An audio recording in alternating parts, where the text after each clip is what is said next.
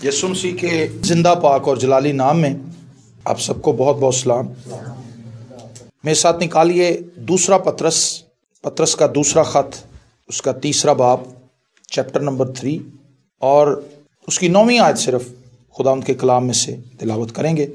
दूसरा पत्रस तीसरा बाब और उसकी 9वीं आयत।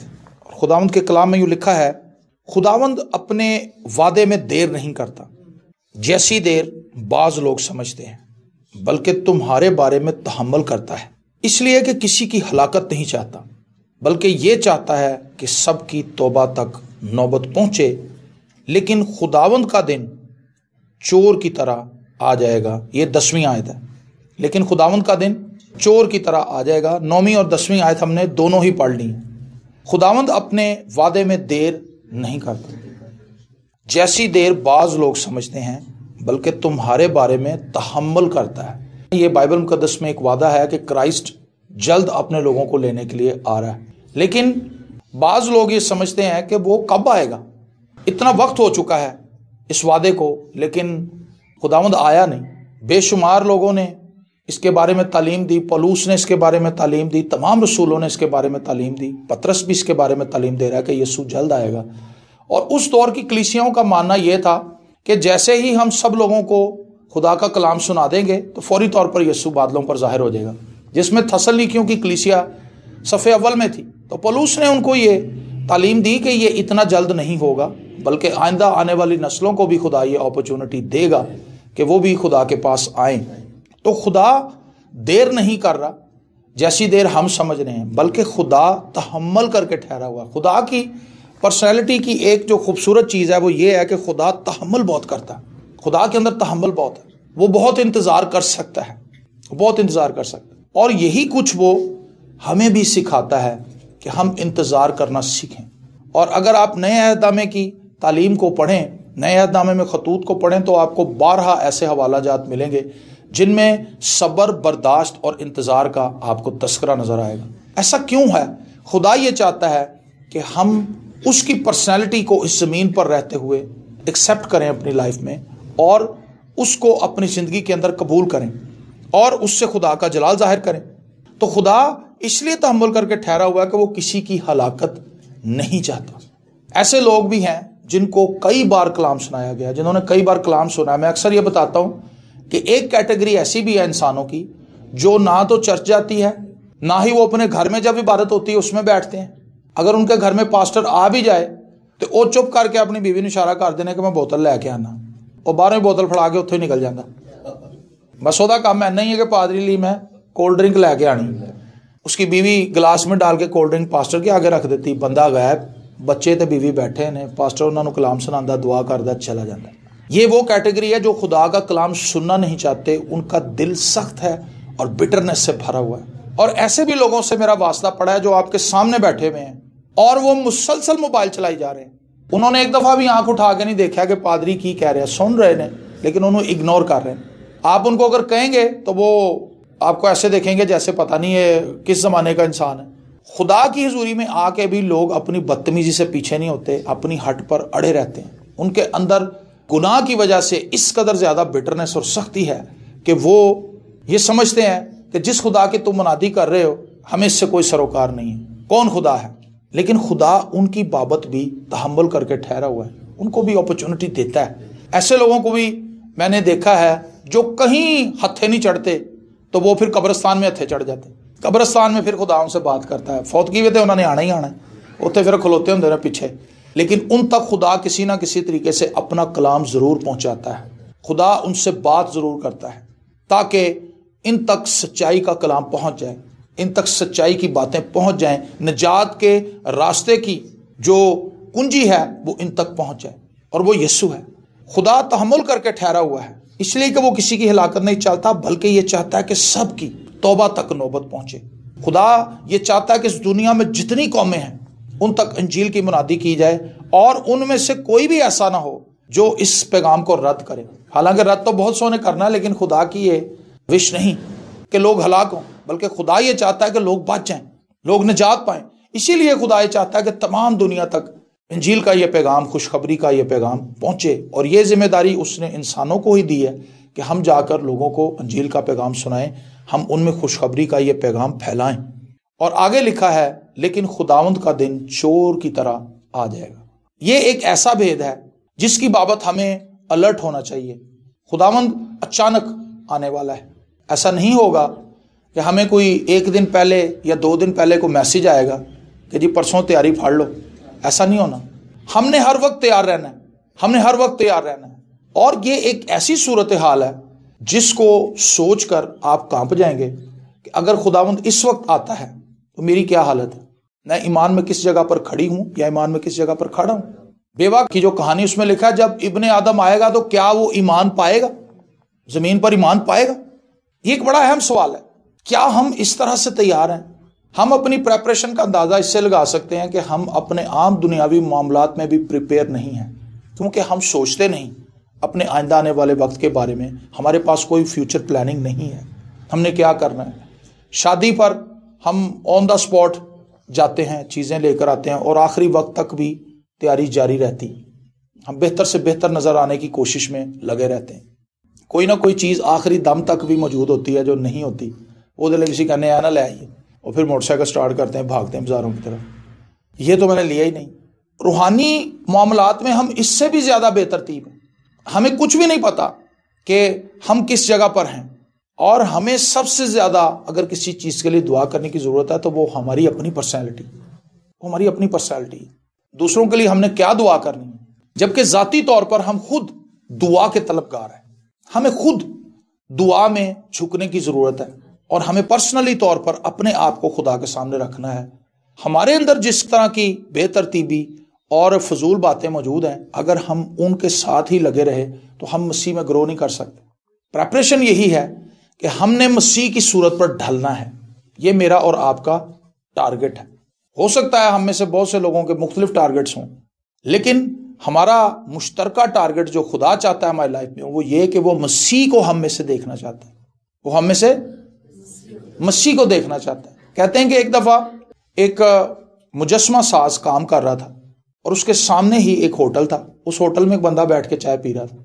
उसने देखा कि इसने बड़े खूबसूरत मुजस्मे बनाए हुए हैं और ये अभी भी काम कर रहा है। उसने एक चाय की प्याली पी, बैठा रहा। 10 मिनट के बाद उसने एक और चाय की प्याली का ऑर्डर दे दिया, क्योंकि वो उसका काम देख रहा था। देखता रहा। और थोड़ी देर के बाद उसने देखा कि एक हाथी की 2 टांगें, उसकी सूंड, उसके दांत, उसका मुंह नमूदार हुआ उस पत्थर में से, और उसको समझ आ गई कि ये हाथी का मुजस्मा बना रहा है। वो उठा और वो उसके पास चला गया। उसने कहा, भाईजान मैं आपसे पूछना चाहता हूं कि ये पत्थर एक बेतरतीब पत्थर था, लेकिन आपने इसके अंदर से ये हाथी कैसे बना ली? उसने कहा, जी मैं इसको देखता रहता हूं और जो चीज मुझे हाथी की तरह नजर नहीं आती उसको मैं हटा देता हूं, हाथी सामने आ जाता है। इसी तरह खुदावंद भी हमें देखता रहता है। जो चीज मसीह के किरदार की तरह नहीं है वो हमें से हटा देता है। आमीन। एक काम तो हम कर रहे हैं अपने लिए, एक काम खुदा हमारे लिए कर रहा है। उसने अपने पाक रूह के वसीला से हमारे अंदर अपना काम जारी किया हुआ है। किसी में वो काम स्लो हो रहा है, किसी में वो काम तेज हो रहा है। आपने देखा होगा कुछ घर होते हैं उनकी कंस्ट्रक्शन बड़ी स्लो हो रही होती, पैसों का मामला होता है। मजदूरों को पैसे देने के लिए पैसे कम पड़ जाते हैं, फिर वो 2-3 दिन गायब हो जाते हैं मजदूर।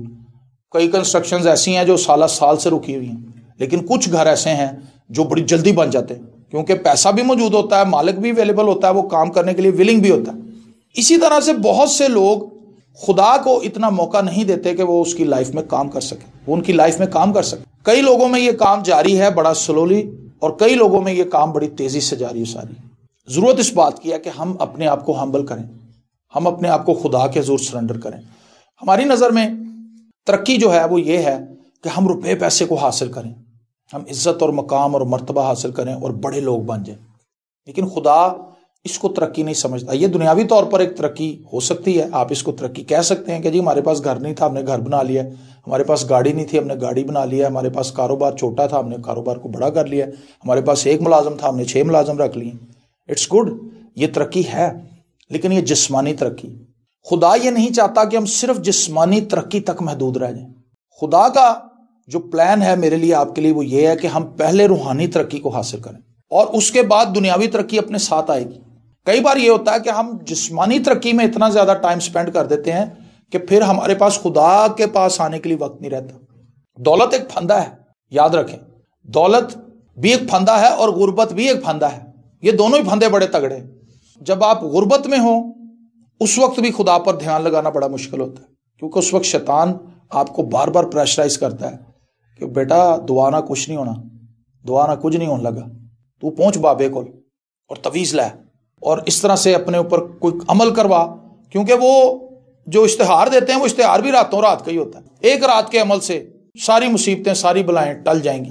वो बंदा पहुंचता कहता कोई रात की गल, पढ़ाई भी बाबे हरा ने करनी, मैं तो सोना ही, मैं तो पैसे दे के आने, हाँ कर्जा चुक के लै जाता, वो पहुंचता और वो जाके पैसे देता है आमिल को। आमिल कहता तू जा सो मजे कर काका, हाँ बाकी सारे काम मैं आप करा। और फिर कुछ होता है? कुछ भी नहीं होता। मैंने अपनी आंखों से कई लोगों को देखा है बाबों के पास जाते हुए, वो कई साल से बाबों के पास जा रहे हैं, कई सालों से उनके आगे मनते रख रहे हैं, लेकिन उनके हालात वैसे के वैसे ही। उनके घर से लड़ाई खत्म नहीं हुई, उनके घर से बिदतें खत्म नहीं हुई, बल्कि वो पहले से ज्यादा नहूसत उनकी जिंदगी के अंदर आ गई। उसकी वजह यह है कि वो शैतान को एलानिया ये दावत दे रहे हैं कि हमारी जिंदगी में आ और हमारी जिंदगी को अपने कंट्रोल में ले ले, और वो खुदा को रिजेक्ट कर रहे हैं। अगर हमने रूहानी तरक्की को एक तरफ कर दिया, हमने इसको पसे पुश डाल दिया इस थॉट को कि हमने मसीह की सूरत पर ढलना है, तो हम नाकाम मसीही। हम क्या हैं जी? नाकाम मसीही। मेरी और आपकी तरक्की इसमें है कि हम अपने किरदार में मसीह की मानंद बने। बाइबल मुक़द्दस में लिखा है वैसा ही मिजाज रखो जैसा मसीह यीशु का भी था। यह मेरे लिए और आपके लिए चैलेंज है। हमने इस पर काम करना है कि खुदावंद मैं तेरी मानंद बनना चाहता हूं, मैं तेरी मानंद बनना चाहता हूं। और जब खुदावंद आएगा, वो किसी भी दिन आ जाए, हम तो उस प्रोसीजर में हैं, हम तो खुदा के मंसूबे के अंदर हैं, वो हमें अपने साथ ले जाएगा। लेकिन अगर हम सिर्फ दुनिया की भीड़ भाड़ में ही खोए रहे तो फिर हम नीचे ही रहेंगे। बहुत से लोग समझते हैं कि अभी बहुत वक्त है, लेकिन याद रखें वक्त इतना नहीं है, क्योंकि बाइबल ऐसा कहती है। अगर यीशु नहीं भी आता, मेरे पास कितना वक्त है मुझे नहीं है पता, ये किसी को नहीं पता। इसलिए हमें इस जमीन से कूच करने से पहले प्रेपरेशन करनी है, बजाय इसके कि हम ये सोचते रहें कि अभी बड़ा टाइम है, अभी मेरी उम्र ही क्या है। क्यों जी? कई लोगों को ये भी गुमान है वो अजय मेरी की उम्र है, अजय तो उम्र है गुल गुपाड़े करन दी है, खेल कूद दी उम्र है, तोबा दा वेला थोड़ा। इबादत बुढ़ापे की नहीं है, इबादत जवानी की है। ऐसा नहीं है कि जो कुछ करन दे काबल ना रहे उदो खुदा वालों आ जाओ चलो जी हालेलुया हालेलुया हालेलुया। नहीं, खुदा बूढ़े लोगों को रिजेक्ट नहीं करता कि तुसी होण आए जे। खुदा उन्होंने भी ले लैंदा, लेकिन खुदा दा काम नहीं वो कर सके, क्योंकि उन्होंने अपनी सारी जवानी खंजा दी थी, उन्होंने अपनी सारी जवानी गंवा दी। काम वही करेगा जो जवानी के याम में खुदा उनके पास आएगा।